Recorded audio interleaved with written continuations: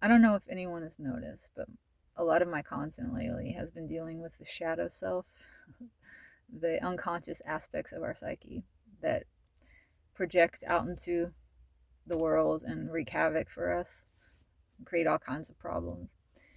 Because I'm reading this book right here, Man and His Symbols, Carl Jung. I have found the work of Carl Jung to be incredibly helpful in my own healing journey. And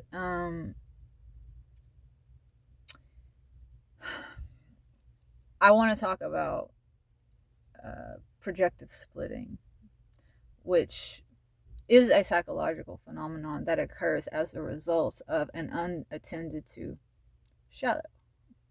Wounds that have created splits within the self because they're so damaging, these wounds, they're so scary that we don't want to look at them, so we push them into the unconscious mind. They're still there even though we're not acknowledging them. They have to be attended to. So what happens is these qualities get projected out into the world and put on other people, right? And because you have relegated certain aspects of your psyche into the unconscious mind, there are aspects which are conscious, but those are the aspects that you want to own, those qualities of yourself that you want to own, right? And so you split those off and project those onto other people as well. It's black and white thinking. And projective splitting is what is occurring in narcissistic family dynamics, whereby the narcissistic parents picks one child to project all of their bad qualities onto, and on one child to project all of their good qualities onto. And so they don't even actually see either of those children. These children are objects, they're pawns that the narcissistic parent is using. Right? So, really, ultimately, it's a form of grooming, especially for the golden child, because they're being molded, formed, used like a puppet for the narcissistic parent to live through vicariously, and they are never allowed to form their own opinions about who they are or opinions in general, because the parent is acting like a parasite upon that child. It's really sick and it's really damaging. And then the other child never really gets to find out who they are either, because they spend their entire childhood trying to defend themselves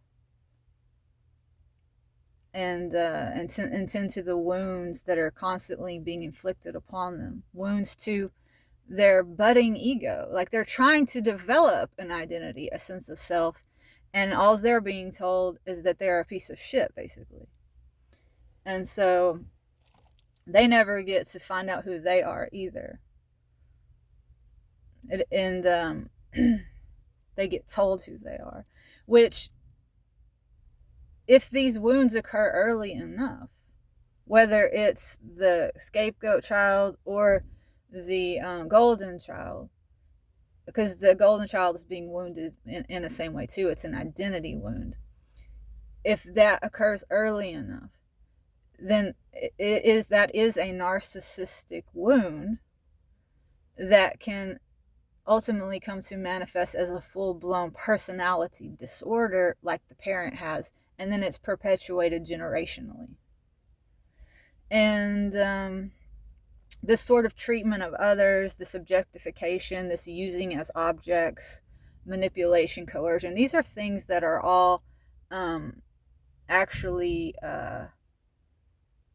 encouraged in our culture. Like, we're encouraged to treat people as objects and to use them as tools. That is narcissism in action. So it's become quite prevalent to see this dynamic in families. And it's time we start to recognizing, guys, that this is actually child abuse, and there should be some form of recourse for it, because we all know that sexual grooming is a crime, It's a crime against that child. It's incredibly harmful. It causes lifelong damage and wounds that are incredibly difficult to heal. It's the same with this sort of grooming that impacts a person's ability to form their own identity and have their own life, actually. But just like anything else, the real way that we eradicate a problem or overcome it is to overcome it within ourselves. It's not to pass laws. It's not to throw someone in the penitentiary. You know, ultimately, it's each individual within the collective has to recognize that this is an issue, and it's an issue that we need to overcome. And the way that we overcome it, on the whole, is to do it within ourselves. So, yeah, my heart,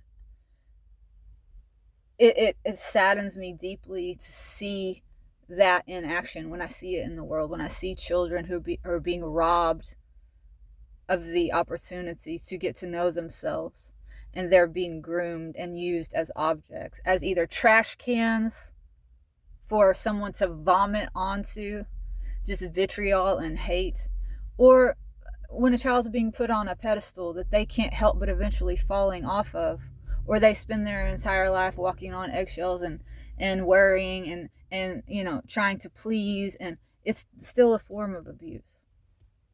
So, and we see this like what we do with celebrities.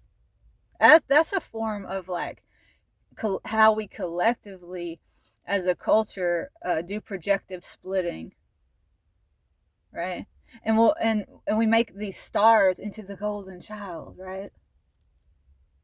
Everybody wants to be like them. They're perfect. They're the perfect man or the perfect woman. They're ideal. And then what always happens to these people? They get exalted, and then they eventually get torn down. They get torn to shreds, because nobody is perfect. We're not black or white. We're all kinds of shades of colors. We're rainbows. So you say, oh, this person is pure, perfect. They're all white. And then it turns out they make a mistake. Oh, well, you lied to me. No, you lied about me. I never said I was perfect. You projected onto me, and now I've disappointed you, and now you're going to tear me down for it. We do it to each other. And we need to stop. And we need to stop doing this to ourselves, where we don't accept ourselves. We don't love ourselves.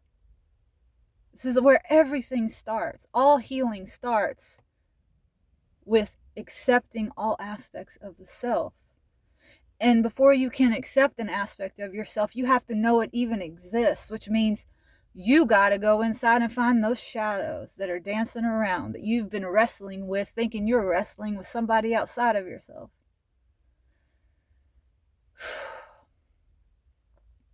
Look for it. Just be aware of it in the world and in yourself. Like when someone is really just annoying you badly, and you start in your head tearing them down, and just all you can see of them is these negative qualities, see if that's what you're doing. We all do it sometimes, right? When you do it all the time, that's when you have a full-blown personality disorder. That's what distinguishes a personality disorder from like an issue, right?